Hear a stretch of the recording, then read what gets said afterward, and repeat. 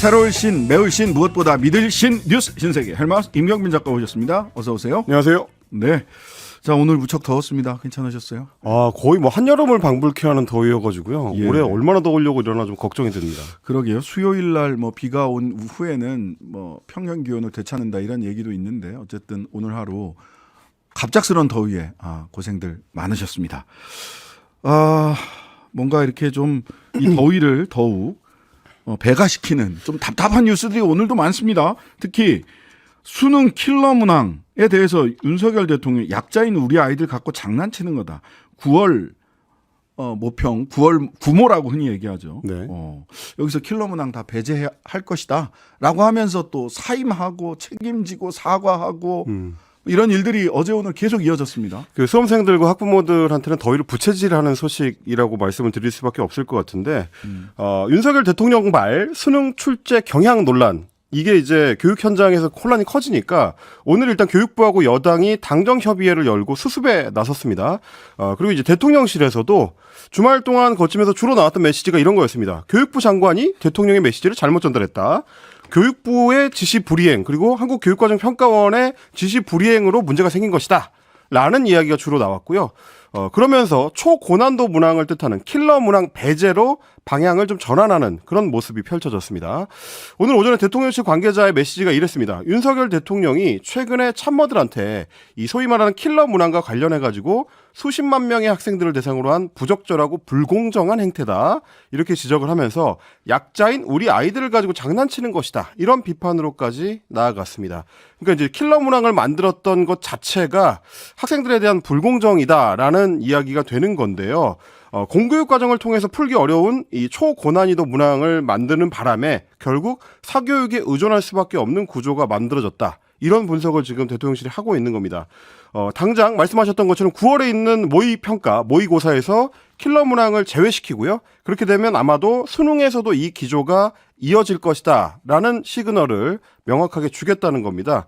근데 이제 문제는 그럼 킬러 문항을 배제하고 나면 변별력을 어떻게 만들 것이냐. 네. 결국에는 입시라는 게 이제 순위를 매겨야 되는데 어떻게 변별력을 만들 것이냐라고 의문이 제기되니까 오늘 대통령실의 답변은 이런 내용이 들어있었습니다. 킬러 문항을 원천 배제하더라도 출제 기법을 고도화하고 정성을 기울이면 변별력이 확보된 공정 수능이 가능하다라는 거였습니다. 당정협의에서도 이제 비슷한 얘기가 나왔는데 이주호 교육부 총리가 뭐라 그랬냐면 논란이 된 킬러 문항은 시험 변별도를 높이는 쉬운 방법인데 학생들을 사교육으로 내모는 근본 원인이기도 하다. 뭐 이렇게 지적을 하면서 공정 수능이 되도록 공교육 과정 내에서 다루지 않는 내용은 출제를 배제하고 적정 난이도가 확보되도록 출제 기법을 고도화해서 출제진이 충실한 노력을 할 수 있도록 하겠다. 이렇게 얘기를 한 겁니다. 그러면 이걸 두 가지를 요약하면 이렇게 됩니다. 그동안은 정성이 부족하고 출제진이 충실한 노력을 하지 않았기 때문에 킬러 문항 같은 일종의 무리한 꼼수를 만들 수밖에 없었다라는 얘기가 되는 거거든요. 그러면 그동안에 이 교육 과정에 있어서 우리 수능이 어떤 변칙으로 이루어져 왔는가 이런 물음을 좀 던질 수밖에 없는데 근데 이제 제가 또 나름대로 대학원에서 교육학을 전공한 사람 입장에서 그 관련 전문가들한테 오늘 좀 더 추가 취재를 좀 해봤습니다. 네. 공통적으로 하는 얘기는 이거였습니다. 한국의 대학 입시 제도는 하루 이틀에 만들어지는 게 아니고 이제 한 최소한 5년 그리고 한 10여 년에 걸쳐서 이제 변천사를 거치기 때문에 이 킬러 문항의 탄생에 대해서도 역사를 좀 짚어볼 필요가 있다. 그럼요. 그래서 대체로 2010년대 이후로 오면 우리 교육 당국에서는 수험생들의 학습 부담을 완화시키는 쪽에 초점을 맞춰왔다는 겁니다. 그러려고 하다 보니까 수능 시험의 대상이 되는 과목 수를 좀 축소를 했고요. 그리고 출제 범위도 자연스럽게 축소가 됐고 그리고 시험 문항도 전체적으로 숫자를 좀 줄였습니다. 그러다 보니까 수능이 이 시험 범위 줄고 문항 수가 줄어들면 변별력을 어떻게 갖출 거냐 결국 굉장히 어려운 문제를 내야 된다.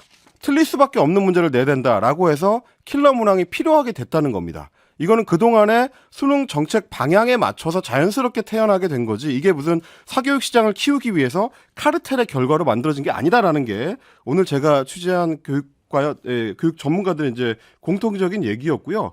이제 문제가 이렇게 되면 킬러 문항을 없애라라고 하면 변별력을 확보하기 위한 다른 방법이 필요하게 되는데 준 킬러 문항이 다 많이 나오겠죠. 그렇습니다. 그러면 이게 이제 상위권 학생들한테서는 변별력을 확보하기가 어려워지고 중상위권 학생들은 오히려 이제 죽어나는 그런 이제 풍선 효과가 나올 수도 있다는 거고 또 한 가지는 수능의 변별력이 떨어지는 만큼 소위 본고사처럼 각 대학별로 뭐 심층 면접이라든지 논술이라든지 별도의 이 변별력을 갖추려고 할 가능성이 있다. 그렇게 되면 그게 또 다른 사교육을 키우는 풍선 효과로 연결될 수 있다라는 지적이 지금 공통적으로 나오는 거고요.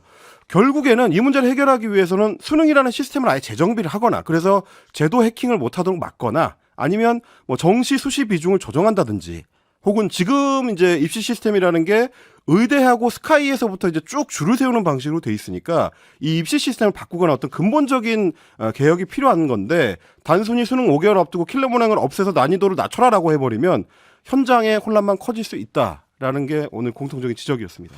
그 담당 국장이 경질됐고 그다음에 오늘 한국교육과정평가원 이규민 평가원장 육모 어렵게 낸 걸 책임지고 사임하셨어요. 그동안 이제 모의고사가 이렇게 무섭습니다. 교육과정 평가원장이 이제 중도사 사임한 경우는 제가 찾아보니까 한 6, 7건 정도 되더라고요. 꽤 있는데 대부분 이유가 이제 수능 시험의 난이도 조절 실패를 책임진 경우가 많았습니다. 내지는 뭐 오류. 오류나 출제 오류나 혹은 뭐 중간에 이제 뭐 문서를 유출한 뭐 책임을 진다든지 뭐 이런 경우 정도였는데 모의고사에서 이제 비문학 문항의 이제 난이도 문제로 사퇴하는 최초의 평가원장이 아닌가 좀 생각이 되는데 그러다 보니까 지금 정치권에서는 지난주에 대통령이 했던 말들 중에서 이권 카르텔이라는 단어에 주목하는 분들이 좀 있습니다. 그러니까 이권 카르텔을 대통령이 최근 들어서 주로 쓸 때는 전 정권, 문재인 정권의 인사들이나 혹은 이제 민주당 쪽의 인사들을 공격할 때 쓰는 경우가 많았다. 그러니까 결국 이제 이번에도 지난해 2월에 임명돼서 문재인 정권 출신이라고 이제 지적을 받았던 이규민 평가원장을 겨냥한 것이거나 혹은 뭐 지난주에 경질된 걸로 알려진 이윤홍 인사정책기획관 지금 뭐 이제 대입국장이라고 알려졌습니다만 이런 어떤 전 정권 인사들을 타겟으로 한 거 아니냐라는 해석까지도 나오고 있는 상황입니다. 자, 킬러 문제가 없어지고 다 같이 손 붙잡고 1등급이나 2등급으로 쭉 등급이 올라가잖아요. 그러면 이제 무슨 문제가 생기냐면 풍선처럼 내신하고 수시에 신경을 쓰게 됩니다. 내신 관련해서는요. 이 학부모들은 다 알 텐데 저도 겪어봐서 알지만 그 고등학교 근처에 가면은요. 학원들이 어느 학교 중간고사 대비, 어느 학교 기말고사 대비, 어느 고등학교 1등급 뭐 14명 중에 12명 자 학원 출신 이런 게 한 10년치 그 학교 중간고사 기말고사 문제를 그 학원이 다 축적을 해놓거든요. 그렇게 해서 사교육으로 갑니다. 그렇습니다. 수시 대비를 하던 대로 사교육으로 가고요. 수능 처음 만들어졌을 때 소위 정시에서도 대학별로 이 학생을 선발할 수 있는 다양한 아까 말씀하신 본고사에 준하는 다양한 선발 방식들이 또 들어오기도 했었어요. 그러니까 이거는 수능 킬러 문제를 없애면 문제가 해결되고 사교육이 없어질 거다라는 건 정말 단순한 부장님 술자리 토크에서나 나올 법한 해법이에요. 그런데 전문가라면서요. 그렇습니다. 대통령께서. 대통령이 현장 불안감을 키웠다라는 비판이 주말까지 계속 이어지니까 오늘 오전부터 정부 여당에서 내세운 난리가 났더라고요. 논리는 윤석열 대통령이 입시 전문가다라는 얘기였습니다. 일단 문책론까지 제기됐던 이주호 교육부 총리 같은 경우는 사실상 거의 뭐 납작 엎드리는 수준의 발언을 오늘 내놨는데 장관을 교육부 총리를 2번 하시려면 이 정도 정무 감각이 있어야 된다는 건 오늘 적나라하게 보여주셨습니다. 그렇습니다. 오늘 대단하십니다. 당정협의회를 마치고 나와서 기자회견을 할 때도 굉장히 좀 자세를 낮춘 발언들을 많이 했습니다. 대통령이 그렇지 않아도 일찍이 킬러 문항 문제를 지적을 계속했는데 우리 교육부가 관성적으로 대응을 해가지고 문제를 키웠다. 이렇게 이제 사과를 했고요. 그러면서 대통령이 사실 수능 같은 입시에 해박한 전문성을 가진 분이다라고 치켜세웠습니다. 그러면서 본인이 이제 수능 문제에 대해서 대통령하고 직접적으로 많은 대화를 했는데 대통령이 입시 문제에 대해서 수도 없이 연구를 하시고 깊이 있게 고민을 하신 분이다. 이렇게 얘기를 하면서 교육 전문가인 본인이 오히려 대통령에게 많이 배우는 상황이었다. 이런 얘기까지 했습니다. 말씀하신 대로 교육부 총리를 이제 2번 한 사람인데 본인이 전문가로서도 대통령한테 배울 정도다라는 얘기를 했고 심지어 박대출 국민의힘 정책위 의장 같은 경우는 대통령이 검사 시절부터 15대부터 그렇습니다. 검사 15시절 그러니까 인턴 때부터죠. 네.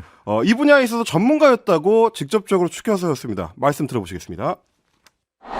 대통령께서는 검찰 초년생인 15대부터 입시 부정 사건을 수도 없이 다뤄보셨고 특히 조국 일가의 대입 부정 사건을 수사 지휘하는 등 대입 제도에 대해서 누구보다도 해박한 전문가이십니다. 대학 입시가 갖는 사회 악적인 의미를 포함해서 입시 제도의 전반을 정확히 꿰뚫고 계신다는 것을 다시 한번 확인해 드립니다. 자, 요 말씀에서 제가 딱 두 가지는 짚고 갈게요. 조국 일가의 대입 부정 사건을 수사 지휘했다. 검찰총장은 구체적 사건에 대해서 수사 지휘하시는 게 아닙니다. 큰일 납니다. 예, 큰일 납니다. 첫 번째. 그리고 두 번째. 조민 씨 거는요, 수시예요, 수시. 수능 얘기했던 건 정시를 전제에 두고 쭉 했던 얘기고요. 수시에선 등급 컵까지밖에 안 필요합니다. 세세한 점수가 아니라 어느 등급 이상이 되면 수시에서 기본 등급 컵만 필요한 거예요. 박대출 정책위 의장님이 검찰총장의 법적 권한 그리고 우리나라 입시에 대해서 알고 하시는 말씀인지 묻고 싶습니다. 그리고 저는 오늘 이제 여권의 주요 인사들의 발언 중에서 계속해서 좀 이 문제다 싶었던 지점을 하나 좀 지적하고 싶은 게 제가 또 국문과 나오지 않았겠습니까? 이런 이제 압존법, 그러니까 존칭 사용을 할 때, 높임법 사용을 할 때 지금 정책위 의장이나 교육부 총리 같은 경우는 국민을 상대로 브리핑을 하는 거기 때문에 말을 하는 거기 때문에 그 경우에는 가장 높여야 되는 대상이 국민입니다. 그렇죠. 그러니까 대통령을 아무리 높여서 부르고 싶더라도 국민 앞에서는 대통령을 더 높이는 최대 이 높임법으로 부르면 안 됩니다. 그 부분은 좀 말씀을 드리고 싶고요. 꿰뚫고 계시다 이런 표현 쓰지 마시기를 부탁을 드리고 말씀하셨던 대로 이게 자칫하면 대통령에 대해서 좀 지나친 어떤 이 옹호 논리가 한 발 더 나가서 마치 뭐 북한에서 하는 것처럼 최고 존엄을 높이는 것처럼 뭐든지 할 수 있는 사람처럼 표현하는 방식 이게 지금 국민들이 보시기에 적절한 옹호 방식일까라는 좀 의문이 들었습니다. 저는 그래가지고 오늘 이제 박대출 정책위 의장의 발언이나 이주호 부총리의 발언을 보면서 북한의 그 체제 선전용 선전가요 중에서 장군님 축지법 쓰신다라는 노래가 있습니다. 거기서 이제 김일성이 이제 축지법 쓰고 김정일도 축지법 쓰고 솔방울로 뭐 총알 만들고 이런 얘기를 이제 전승처럼 했던 그 얘기를 하게 된다. 그러니까 대통령을 옹호하는 것까지는 좋지만 지나치게 높이다 보면은 문제가 생길 수 있다라는 점, 국민들이 보시기에 썩 유쾌하지는 않다라는 점을 여당 지도부에 좀 말씀을 드리고 싶습니다. 그 문제는 국민들이 그 답답해하는 것은 그냥 국민들의 걱정을 수험생들의 걱정, 수험생 부모 학부모들의 걱정을 그 걱정에 대해서 원론적인 말씀을 하신 거다 정도로 끝을 낼 수 있는 문제거든요. 근데 이거를 누구를 경질시키고 누가 물러나고 감사하고 한국교육과정평가원은 감사하고 교육부는 감찰하고 곧 압수수색 나오는 거 아니냐 이런 농반 진반의 이야기가 나온다는 거죠. 그런데다가 수능 출제위원분들이 그럼 누가 들어가겠습니까? 고도로 정성을 들이면 문제를 더 고도화하고 출제 기법을 고도화하고 더 정성을 들이면 변별력 있는 문제를 만들 수 있다는데 만약 변별력 있는 문제가 제대로 나오지 않아서 자 물수능에 변별력이 없었습니다라는 평가가 나오는 순간 수능 출제위원들은 기본적인 직무에 성실 의무를 다하지 않은 사람으로 비난받을 수 있잖아요. 정성을 제대로 기울였는지 밤에 그 물 떠놓고 기도라도 했는지 이거 뭐 감사하고 감사해야 됩니까? 그 지금 그러다 보니까 제가 오늘 취재했던 그 입시 관련 전문가들이 이제 공통적으로 걱정하는 게 이렇게 되면 이제 7월부터는 본격적으로 수능 출제위원들을 선별을 하고 합숙을 시작해야 되거든요. 문제 내기 시작해야 되는데 누가 과연 출제위원으로 참여하려고 하겠느냐 일단 걱정하시는 분들이 많고요. 네. 또 하나는 본질적으로 대통령이 입시 분야, 수험 분야의 전문가가 아닌데 수능 출제 방식에 대해서까지 하나하나 대통령 지시로 변경될 수 있는 사안으로 본다는 거 이거 자체가 지금 이제 문제를 푸는 방식으로 맞느냐 그런 얘기가 나올까봐 전문가라고 오늘 명토 박은 거 아닙니까? 대통령은 입시 전문가다. 그러니까 함부로 대통령의 지시사항에 전문가 연하면서 토달지 마라 이런 얘기 아닌가요? 그러니까 본인이 전문가라서 이게 이제 대통령의 말에 디테일이 맞고 틀리고의 문제가 아니라 이 의사 결정이 이 교육부 같은 기관하고 합의된 상태로 나오는 거냐, 즉흥적으로 나오는 거냐 이런 걱정들이 되는 거고 무엇보다도 대통령이 지시라는 거는 행정부 최고 수반으로서 이제 종결성을 그렇죠. 가져야 되는 건데 지금의 양상을 보면 오히려 대통령이 새로운 갈등을 불러일으키고 이걸 통해서 변동성만 커지는 문제가 반복이 되고 있다. 대통령이 사회적 갈등을 정리하는 게 아니고 오히려 좀 불을 지피는 거 아니냐 이런 걱정들이 많았습니다. 예, 대통령의 이러한 말하자면 종결성, 소위 파이널 보스로서 뭔가 종결하는 게 아니라 외교에서도 그렇고 교육도 그렇고 노동도 그렇고 계속해서 갈등을 촉발하는 이러한 대통령의 통치 스타일 또는 원행 관련해서는 잠시 후에 거침없이 하이킥에서 장장 커플 장윤선, 장성철 두 분과도 이야기를 조금 더 나눠봐야 될 것 같습니다. 오늘 이재명 민주당 대표가 교섭단체 대표 연설을 했습니다. 불체포 특권 내려놓겠다 이런 얘기 하셨죠? 그렇습니다. 윤석열 정권에 대한 비판의 날을 이제 상당히 예리하게 세웠는데 뭐 민생, 경제, 정치, 외교, 안전을 포기한 오포 정권이다. 뭐 이렇게 이제 비판을 했고요. 압수수색, 구속기소, 정쟁에만 몰두하는 압구정 정권이다. 또 이런 혹평을 내놓기도 했습니다. 그러면서 국민 안전에 무한 책임자인 집권 여당이 이태원 참사 특별법마저 반대를 하고 후쿠시마 오염수 방류에 따른 국민의 불안과 우려를 괴담으로 치부하면서 사법 조치하겠다고 위협을 하고 있다.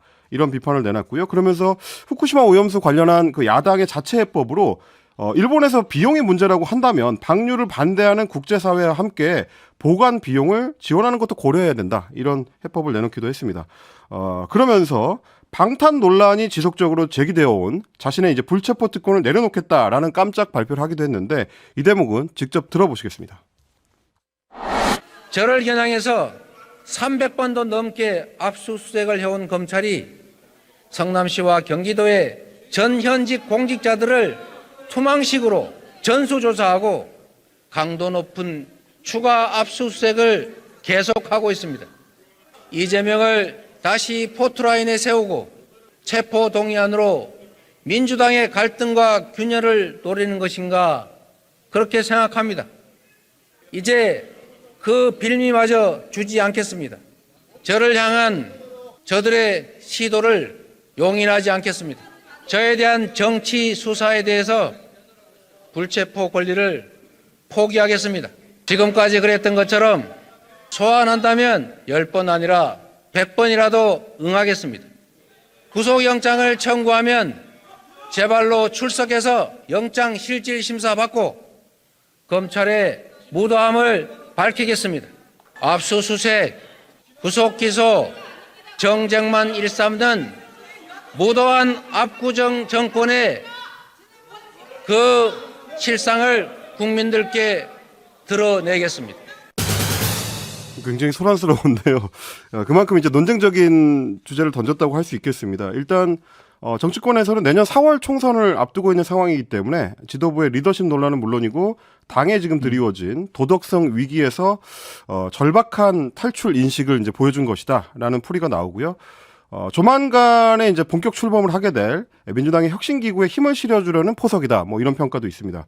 그리고 동시에 뭐 이재명 대표 본인 신상으로 이제 해석을 좁혀보면 최근에 여러 이제 재판들이 진행되고 있는데 뭐 정진상 전 실장이라든지 김용 전 부원장이라든지 이런 이제 재판과 관련해서 그리고 본인의 재판을 직접 이제 참여를 해봤을 때 검찰 수사가 좀 지지부진하다. 혹은 이제 재판에서도 나오는 내용들로 봤을 때 검찰이 구속영장을 실제로 추가 청구하거나 혹은 청구한다고 하더라도 법원으로부터 이제 발부받을 가능성이 낮다는 법률적 판단을 한 게 아니냐. 뭐 이런 해석도 지금 나오고 있는 상황입니다. 네, 체포영장이 또 나온다면, 구속영장이 또 나온다면 체포동의안이 회기 중에는 체포동의안이 국회로 넘어야 돼요. 그리고 이거는 뭐 거부할 수가 없어요.